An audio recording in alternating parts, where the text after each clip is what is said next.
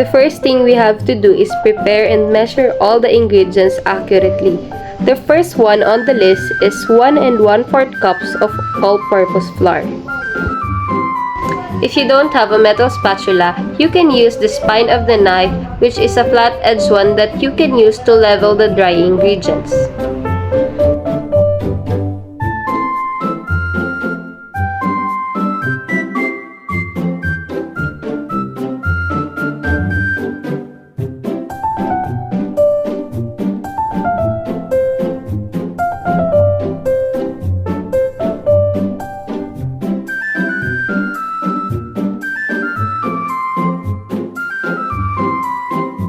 The second ingredient is 1 tablespoon of coffee powder.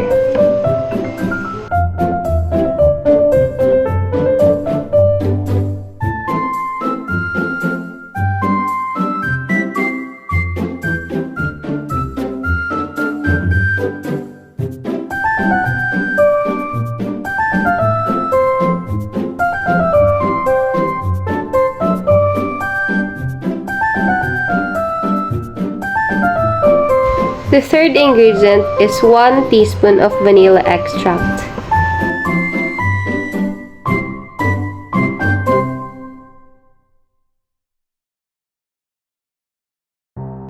The fourth ingredient is 1 cup of white sugar.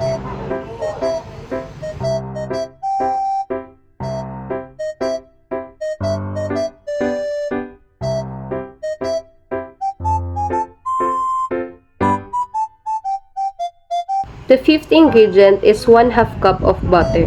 As you can see in the video, I am dividing the 1 bar of butter into 2 because I'll only be needing a 1/2 cup of butter. The sixth ingredient is 2 pieces eggs.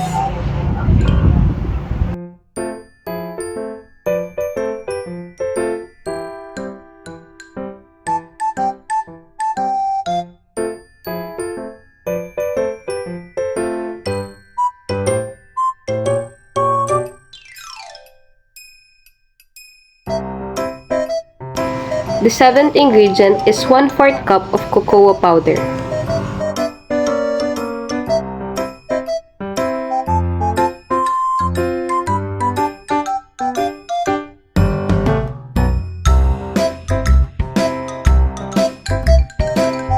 The eighth ingredient is 1/2 teaspoon of baking soda.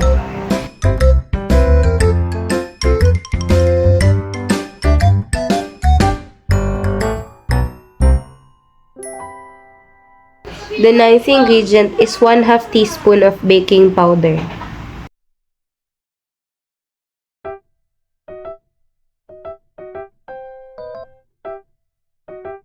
The 10th ingredient is 1/8 teaspoon of salt.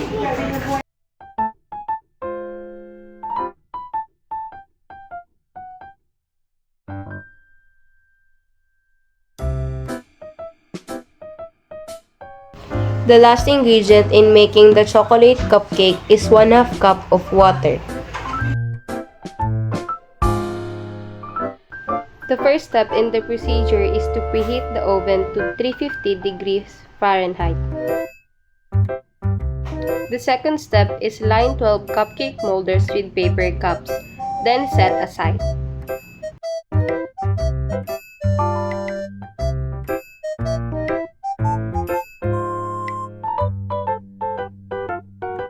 The third step is using an electric hand mixer, cream butter together with the coffee, vanilla extract, and sugar until combined.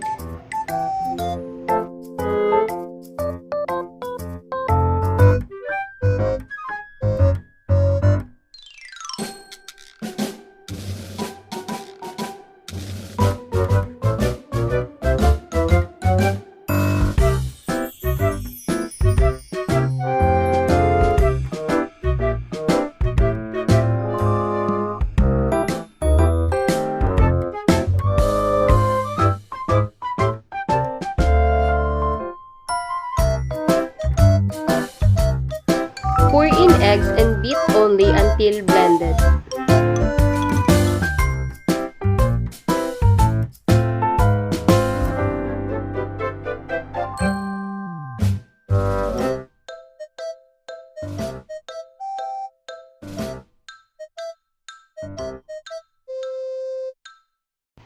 fourth step is, in a bowl, combine flour, cocoa powder, baking soda, baking powder, and salt.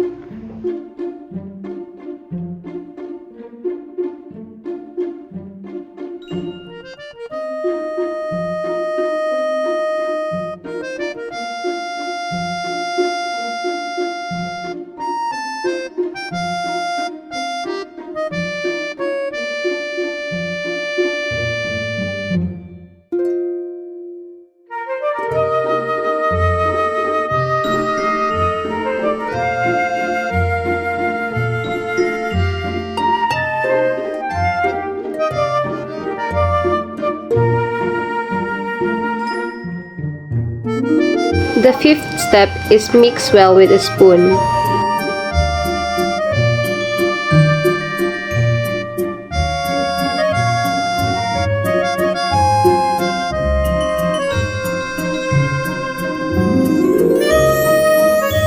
After mixing the dry ingredients with a spoon, the sixth step is add this mixture alternately with the water to the butter mixture, beating well after each addition.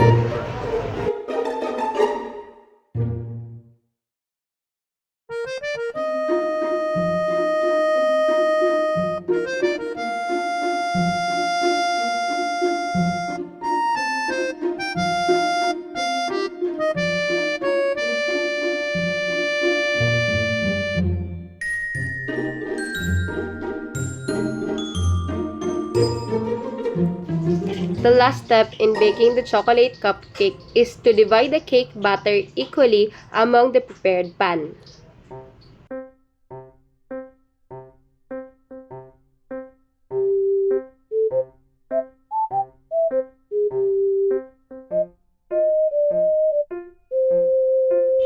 Bake for 15 to 20 minutes.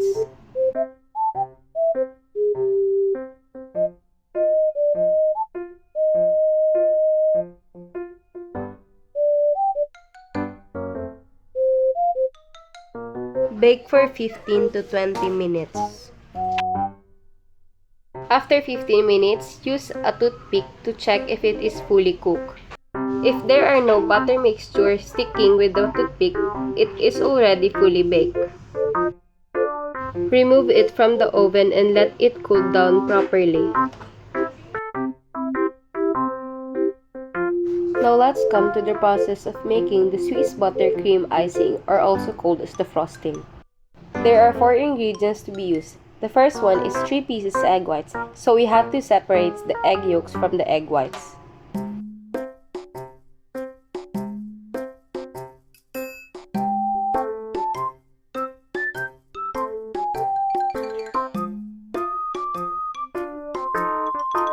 The second ingredient is 150 grams of sugar. I don't have a food scale, so I converted the 150 grams of sugar into cups, and the outcome is 3/4 cups of sugar. But since I don't have a 3/4 measuring cup, I use the 1/2 plus 1/4 cup of sugar, so it will become a 3/4 cup.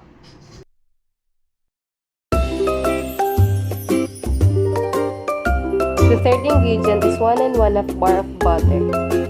The last ingredient in making the Swiss buttercream icing is the 7 grams of vanilla extract. I converted the 7 grams of vanilla extract into teaspoon, and it turns out that 1 1/2 teaspoon of vanilla extract is equivalent to 7 grams.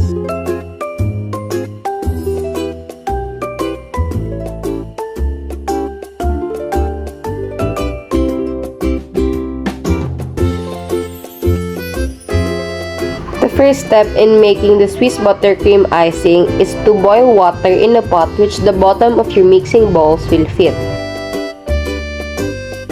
The second step is, in a mixing bowl, combine egg whites and sugar. Stir until sugar is dissolved.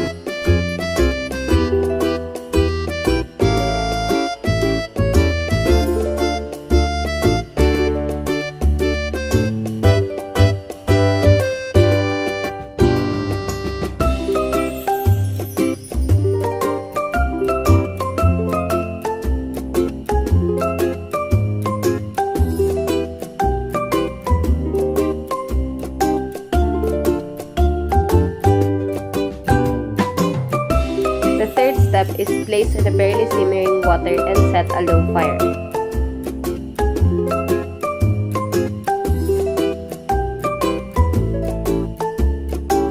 The fourth step is whip egg whites for 5 minutes or until form foamy.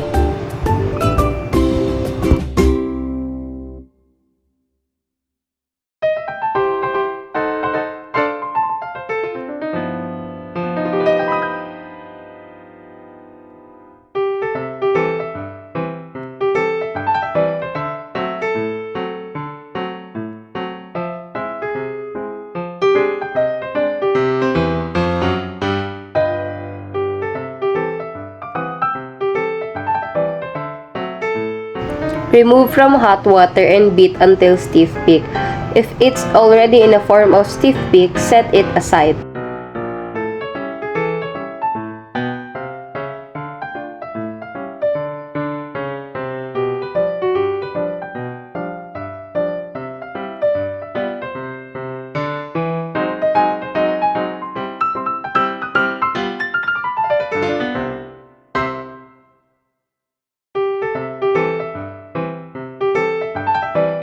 This is how a stiff peak looks like. If you put your mixing bowl upside down in the air, your egg whites won't fall. Let us now come to the last step in making the Swiss buttercream icing. The last step is in another bowl, cream butter until soft and fluffy using electric mixer, then gradually add egg whites into the butter and continue beating until it becomes smooth, cream and shiny.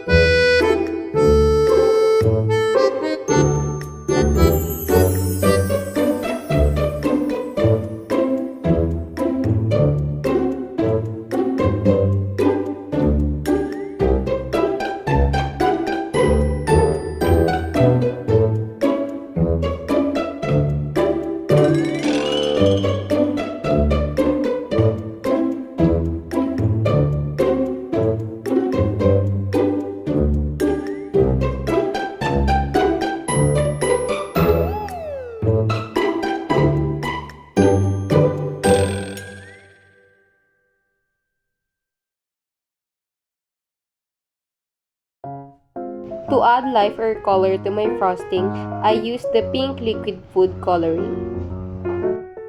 Just make sure to put little by little bit amount until you achieve your desired color. Because if you put too much food coloring, your frosting will have the bitter taste. Plus the fact that if you put too much food color in your frosting, if you eat your frosting in your cupcake, your teeth will also look like the color of your frosting.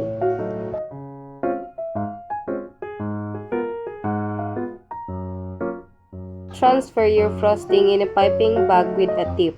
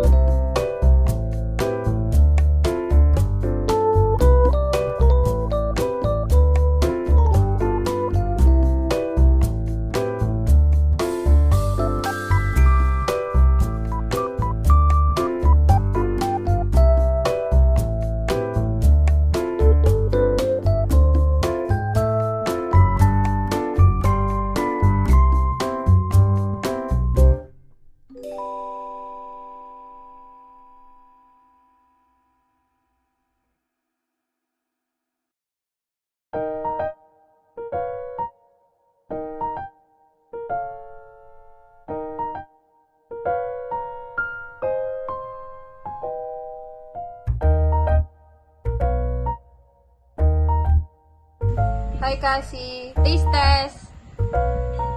How does it taste? How does it taste? Bad or good? Good. Good. Thumbs up.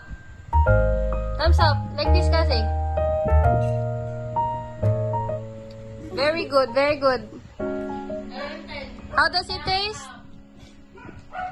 How does it taste? Bad or good? Good. Yay! Clap your hands. Clap your hands. Honest review? Binidyo mo, nakataas ang pa ako. Honest review?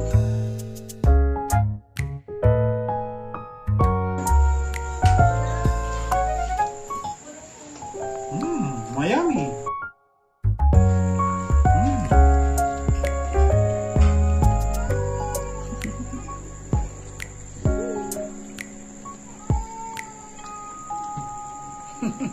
Pwede na. Pwede. Pwede na daw.